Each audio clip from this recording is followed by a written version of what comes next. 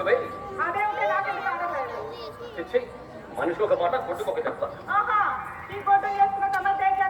చేసుకున్న వారికి చేసుకున్నది మహదేవాన్ని చేసుకున్న వాటిని బట్టే ఆ జాతి మారి అంటే నన్ను చేసుకున్నాక కనపడితేనే ఉందిగా ఏమన్నా నా మాట అన్నావా ఎప్పుడు అన్నాను వదిలి మాటలు తప్ప ఉదయం 10 గంటల నాకు ఏ ఆర్డర్ నిద్రపోదు పిల్లలు హాస్టల్లో ఉన్నారు మీరు క్యాంప్కి వెళ్ళారు వారంతా చాకరీ చేసి చేసి ఈ ఒక్కరోజు కదండి వారంలో ప్రశాంతంగా నిద్రపోయేది మరి చేసే చాకరీ బట్టలు ఉతకడానికి వాషింగ్ మిషన్ ఇల్లు కొట్టడానికి అడ్డు తోవడానికి పని మనిషి ఉదయాన్నే పాల ప్యాకెట్లు ఇడ్లీ తీసుకురావడానికి నేను ఇక తమరు చేసేది వంట పని ఒకటేగా ఆ వంట ఒకటే తమరు చేయండి నా మొఖానికి అది ఒకటే తక్కువ పంపలం అంటే నేను జమీందారులో కూర్చొని మీతో చాకరీ చేయించుకుంటున్నానా 3 జిల్లాల ఆఫీసర్ మన ఒక్కరు ఎంతో నన్ను గౌరవిస్తాను కానీ నువ్వు నేను మిమ్మల్ని ప్రేమగా చూసుకోవట్లేదా కావలసినవన్నీ చేసి పెట్టడం లేదా ఈ ఇంట్లో నేను ఎలా చూస్తున్నావో ఇదిగో వాళ్ళు చూస్తూనే ఉన్నారు మహాభక్తులు నీతి మంతులు తెలుస్తుంది ఎవరు ఏంటోనే నేను అదేగా చెప్తున్నాను బయటికి వెళ్తేనే తెలిసేది తమ 2 చేతుల ఎంత మాస్తాను అని చిన్నప్పుడుండే రామాయణ భగవద్గీత సారాంశం దాటి నన్ను ఈ ఊపిలోకి లాగిన నువ్వు కదా 6 ఉన్నదమ్మలకి ముద్దుల చెల్లెల్ని గానాల బట్టిని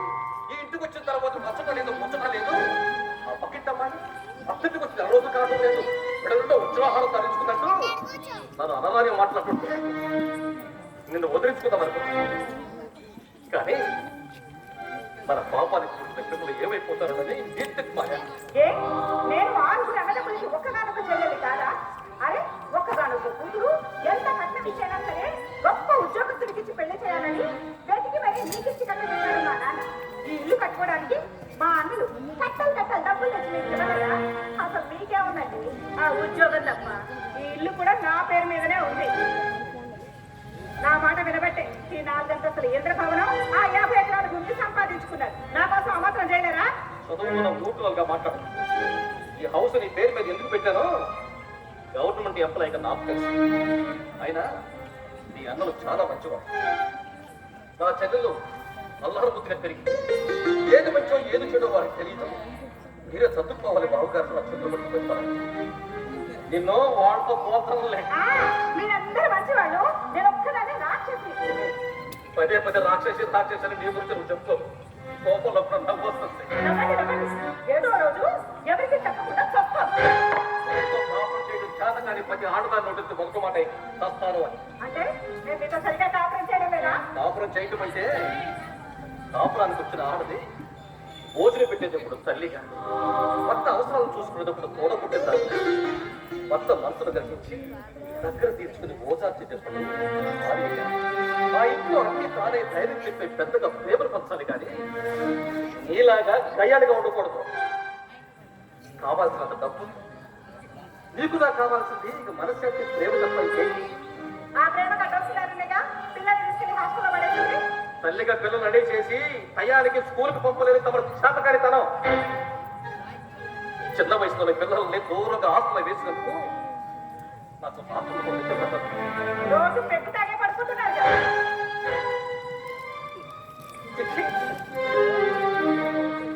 నిన్న పిల్లల దగ్గరికి వెళ్దామన్నానగా పిల్లొచ్చావా క్రికెట్ బ్యాట్ కొనిచ్చారంటగా అవును అయితే కొనిస్తే ఇద్దరికి కొనివ్వాలి ఏమైందా ఆ బ్యాట్ కోసం ఇద్దరు కొట్టుకున్నారంట చిన్నవాడి కింద పడేసి పెద్దోడు వాడి గుండెల మీద కూర్చొని ముక్కు మీద గుద్ది పడి బ్యాట్ లాక్కున్నారంట ఇద్దరు మాట్లాడుకోవడం లేదు నేనైతే నాతో కూడా మాట్లాడలేదు చివరికి నేనే పెద్దోడు రూమ్కి వెళ్ళి మాట్లాడబోతే నువ్వు దగ్గర నుంచి వెంటనే వెళ్ళిపో లేకపోతే చిన్నవాడిని చంపేస్తానని కోపంగా కేకలేశాడు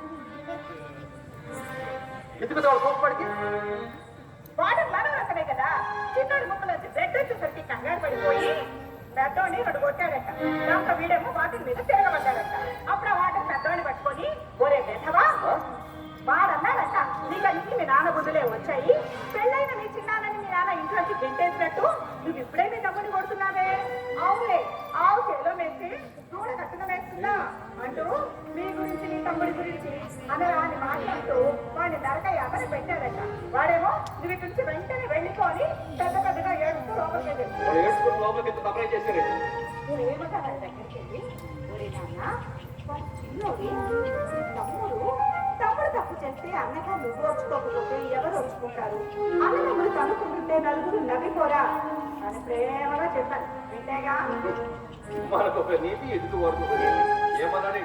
ఈ హరికథలు నాకు చెప్పొద్దు. బాబాయ్ ఇంట్లో ఎందుకు గెంటేశారు? మనకి ఎంత ఆస్తుంది? బాబాయ్ అందులో వాటా ఎందుకు ఇవ్వలేదు? డాడీ పెద్ద పడుతుందా? తప్పుడుగా బాబాయ్ ఏదన్నా తప్పు చేస్తే అన్నగా డాడీ ఎందుకు తప్పు చేయలేదు?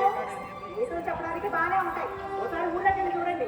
బాబాయ్ సొంతగా బాగానే చూసుకున్నారని నలుగురు అంటుంటే సిగ్గుతో చచ్చిపోవాలనుకుంటున్నారు. అంటూ పెద్ద విషయం తెలిసిన వాళ్ళగా అరుచుకుంటూ లోపలికి వెళ్ళిపోయారు. వాడు డిప్రెషన్ మాట్లాడుతున్నాడు. నా మీద సరే నాకేం తెలుసు? పెట్టొచ్చా? ఎగ్జామ్స్ ఉన్నాయట పంపించమన్నారు.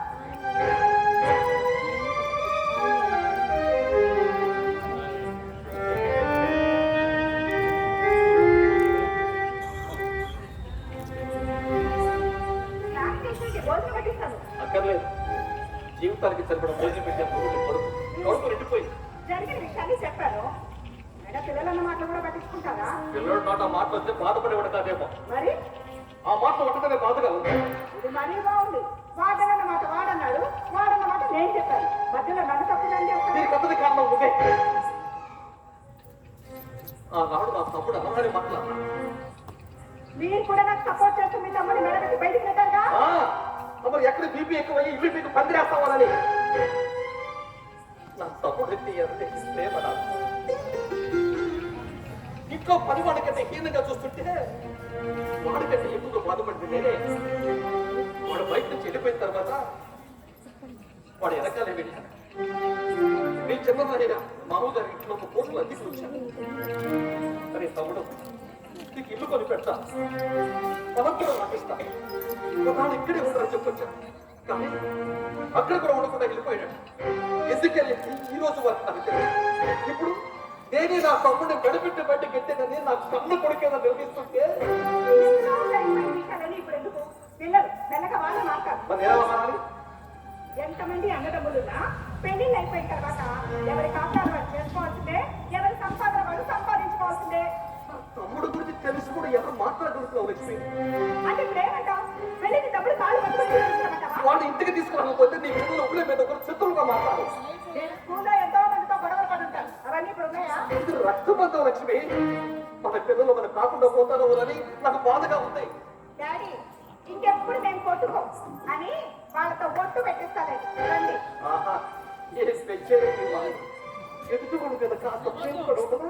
ఎదుటి వాళ్ళ గురించి ఆలోచించాల్సిన అవసరం నాకు లేదు. నేను, నా భర్త, నా పిల్లలు, నా సంసారం, వీటి గురించి మాత్రమే నేను ఆలోచిస్తాను కానీ ఎవరి గురించి ఆలోచించాల్సిన అవసరం నాకు లేదు. రండి. వాతాలు కూడా ఖర్చు ఉండాలి.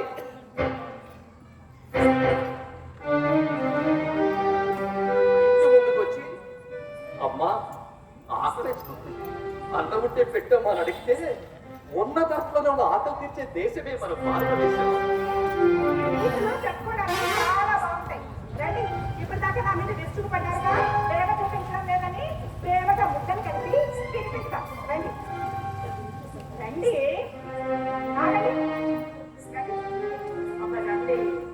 రండి.